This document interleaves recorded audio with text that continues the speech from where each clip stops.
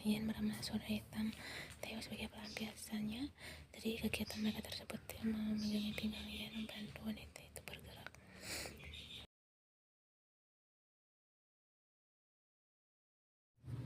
Pergulatan barang itu sudah terjadi sejak pukul 9 pagi, sedangkan sekarang sudah hampir jam 1 siang hari. Kegiatan itu sudah berlangsung sekitar 4 jam lamanya.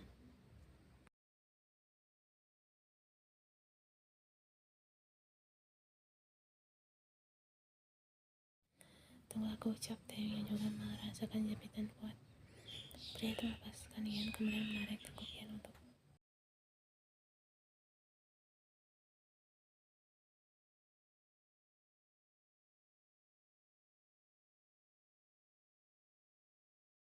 melepas. Dua orang itu memburu benar-benar sampai siang yang sangat luar biasa. Theo mengejuk dahi Ian, kemudian melepaskan mereka lalu memeluk wanita itu. Keningan pun menyelimuti sampai akhirnya jaringan ponsel terdengar.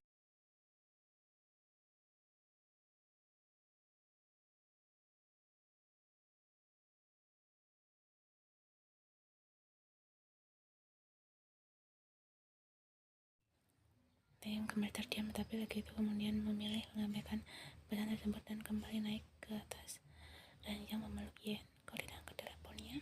Bukan telepon penting, jawab Theo. Hening menyelimuti keduanya. Ian memilih menatap langit-langit kamar hotel yang dihiasi gorden emas itu, sedangkan Theo menemukan wajahnya diperkeduk oleh Ian.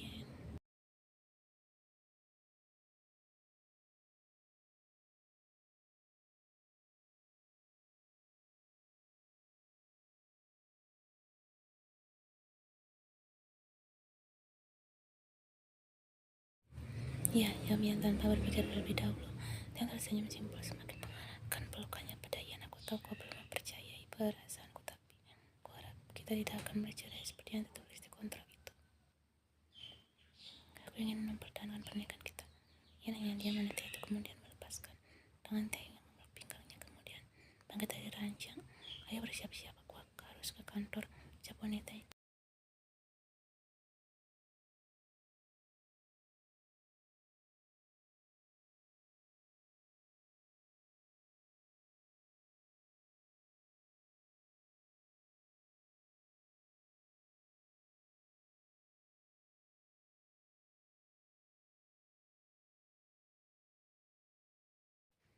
Setelah itu kau akan ke kantor, tanya Ian sambil melepas sabuk pengamannya ketika mobil Theo sampai di depan gedung. Anakku, Theo mengangguk. Iya, sengaja menelpon jika aku ada rapat dengan klien baru, jawab pria itu sambil tersenyum. Jadi telepon tadi dari Sungchan, tanya Ian. Itu terdiam, tapi dengan cepat lagi itu mengangguk. Ya, jawabnya. Ian baca kesal. Kau bilang tadi bukan telepon penting, tapi adalah sekarang ternyata apa? Omel Ian, kalau begitu aku akan masuk. Dan teriak-teriak, kabari aku jika pekerjaan sudah selesai, aku akan menjemputmu, ucap lagi itu. Kemudian menarik tengkuk Ian, mendaratkan kecupan lembut di dahi wanita itu.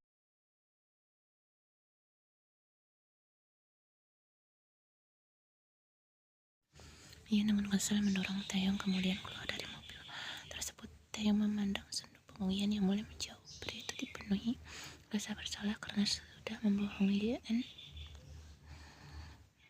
Dia terpaksa berbohong karena jika dia jujur, Ian pasti akan semakin tidak percaya dengan perasaannya.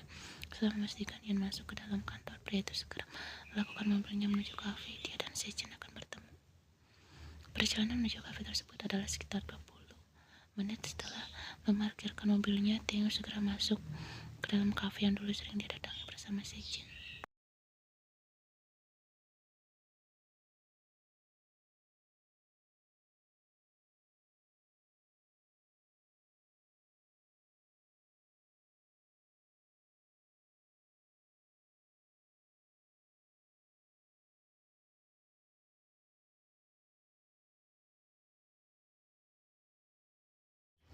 Apa yang ingin kau bicarakan? Tanya Theo. Sejin menghela napas dalam-dalam lalu hembuskannya dengan kasar. Wanita itu mengeratkan genggaman tangannya pada tas lempang yang ada di atas pahanya.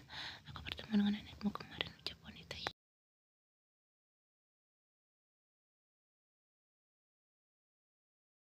Nenek, tanya Theo sambil mengerutkan keningnya. Bingung. Sejin mengaku. Aku bingung harus melakukan apa, jadi pikir aku harus menceritakannya padamu, ujarnya. Memangnya nenek melakukan apa? Apa dia menyakitimu? Tanya Taehyung. Wanita bermargapak itu menggeleng. Wanita itu lalu mengangkat kepalanya menatap Taehyung.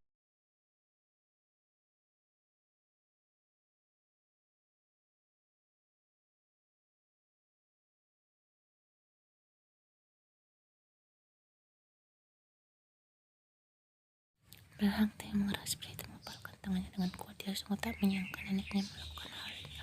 Maaf karena nenekku membuatmu semakin banyak pikiran, ucap Taehyung. Saya izin tersenyum tipis. Tidak apa-apa, sekarang aku lega karena bisa menceritakannya padamu. Kim Taehyung, apa kau mencintai Yen? Kenapa kau menanyakannya? Taehyung balas bertanya. Sechin terdiam. Kenapa? Apa jika aku mengatakan bahwa aku tak mencintai Yen dan masih mencintaimu, kau akan menyetujui tawaran nenekku? Tanya Taehyung.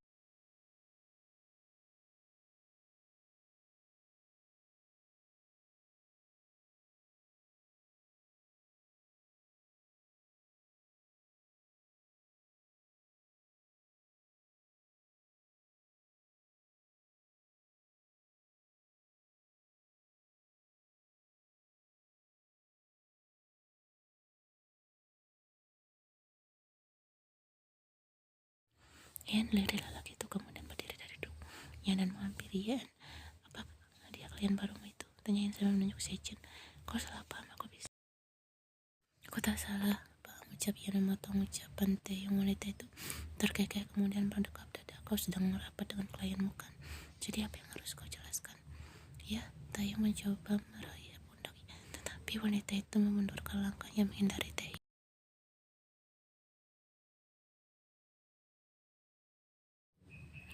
Wanita itu menatap Taehyung dengan kesal. Ya, kau tidak mau melakukan ini di depan klienmu sendirian sambil menatap Sechin yang hanya diam di tempat.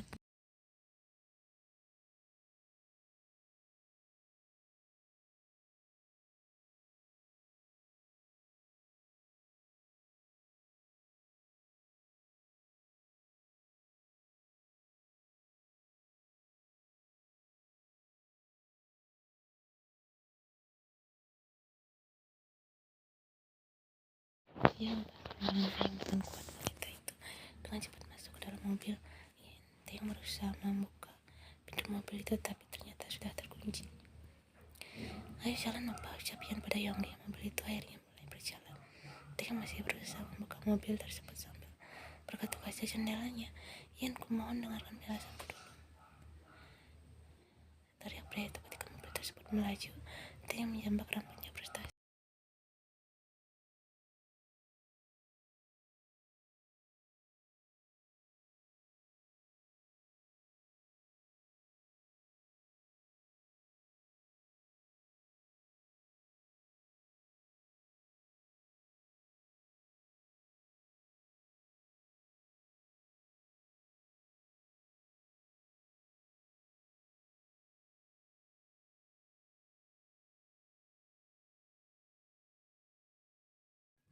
Angin malam menerbangkan rambut panjang Yan. Wanita itu sekarang berada di Namsan Tower sambil menikmati udara malam dan pemandangan malam kota Seoul yang sangat indah.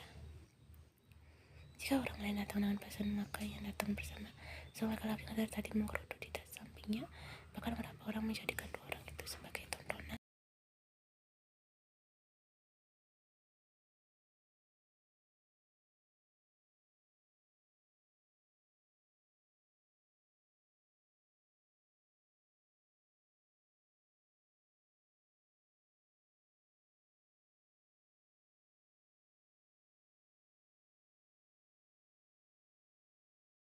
Lalu meninggalkan di sini. Ya, Yongnya bercakap kesal.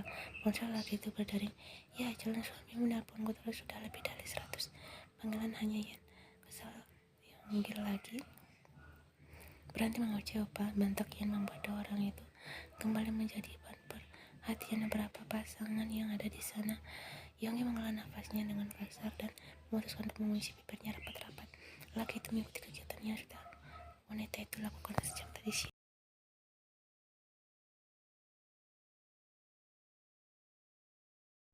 Dia bersama-sama mereka itu melepaskan jasnya dan menyampirkannya ke pundak Yan. Nomor kedua sudah bibir wanita itu terangkat.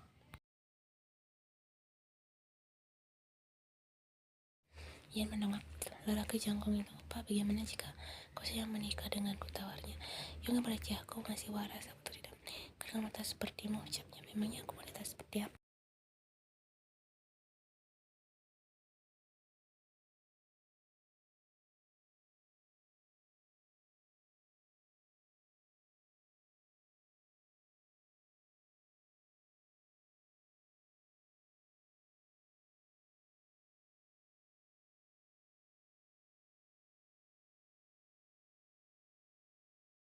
Untuk apa? Tanya Yan, kau tak dengar apa yang mantan kasihnya katakan tadi. Aku yakin Taeyong akan dengan senang hati menerima wanita itu lagi, dan mungkin saja mereka sekarang sedang bersenang-senang saling menghangatkan. Ya, apa yang kau tulis? Kau udah dengar cek tadi siang ponselku berdering terus dan nama calon suamimu itu yang tertulis di ponselku. Kesal Yongki memotong ucapan wanita itu. Mana mungkin ada orang yang bersenang-senang sambil menelpon sampai ratusan kali lanjut itu dengan ketersian memutaran bola matanya malas. Wanita itu lalu berbalik. Aku pulang, ucapnya berjalan lebih depan meninggalkan Yong. Dia memukul dinding lift ketika panggilannya yang entah sudah keberapa kalinya tetap tidak tersambung dengan Ian ataupun Yonggi. Pria itu kemudian keluar dari dalam lift dengan gondai berjalan menuju pintu bilik apartemennya. Pria itu masuk dalam apartemennya. Seorang wanita tua yang duduk di sofa menyambut kedatangan Taeyong membuat pria itu mengepalkan tangannya dengan kuat.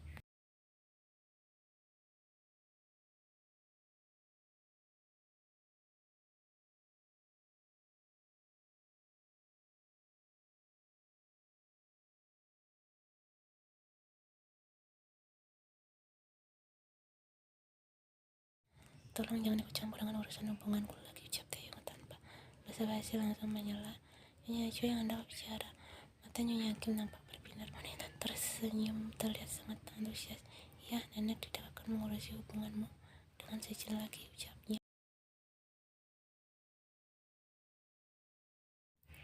Bukan dengan Sejin, tapi hubunganku dengan Yen, hubungan rumah tangga kami nantinya. Senyum di wajah Nyonya Kim terlihat luntur wanita. Pria itu terdiam di tempatnya. Apa maksudmu dengan Yen? Bukan dengan Sejin, tanyanya.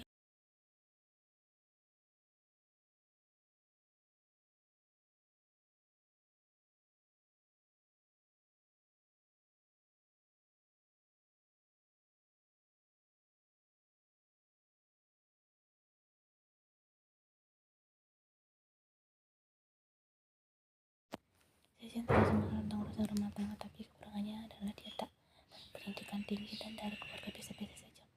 Yang dia punya harta, kecerdasan, jabatan, tapi dia tidak bisa melakukan pekerjaan rumah. Nenek seharusnya bisa belajar dari perbedaan mereka bahwa di dunia ini tidak ada manusia yang sempurna.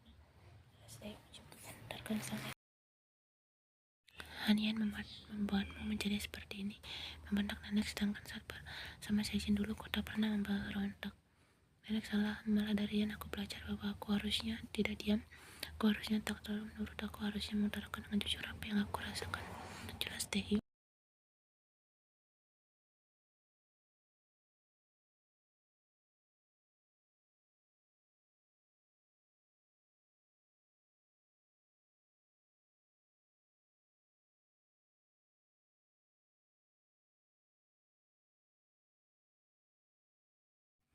Suara Taehyung mulai bergetar, mata pria itu memerah berusaha menanar matanya. Aku memberikan harapan palsu pada Sejin dan hari aku menyakitinya.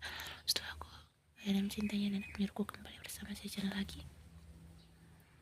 Memangnya aku siapa berani mengatur hidupku? Teriak lagi dan meledakkan emosinya. Kim Taehyung, aku tidak berani bicara kasar pada nenek, teriak Nyonya Choi.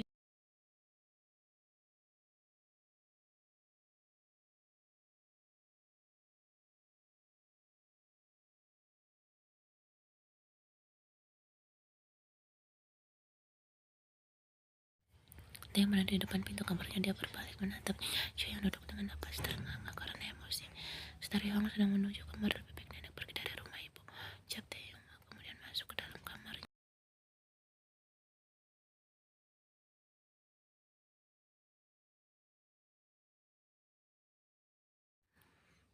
Malam berlalu dan pagi kembali menyapa. Yen masuk ke dalam ruangannya. Wanita itu mengambilkan sosok laki-laki yang duduk di sofa dari formasi Songmina. Jika pria itu adalah Kim Taehyung, adalah laki itu, pria itu mengalah pas ketika diabaikan. Yen, temanku dengan Sejin tak seperti yang kau bayangkan. Yen memandang pria dengan kedua temannya yang menyatu. Memangnya apa yang aku bayangkan? Dia klienmu kan? Kau hanya rapat bersama klien. Taehyung kemudian membuskan nafasnya dengan kasar, berdiri bangkit dari duduknya, lalu berjalan menghampiri Yen yang duduk di balik meja kerja wanita itu. Dia memutar kursi Yen menghadap.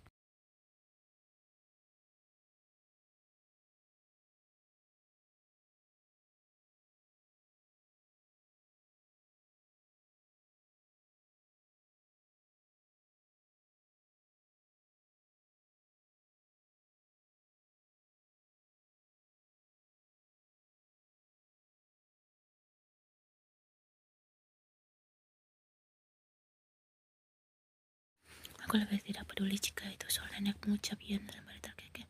Nenek menyuruh Sechen untuk kembali bersama aku. Dia menyuruh kami menikah dan berjanji akan mendukung hubungan. Bukankah itu bagus? Yen, lirik Taeyong. Itu tawar yang bagus kan? Kalian bisa kembali bersama. Sechen masih mencintaimu, aku juga masih.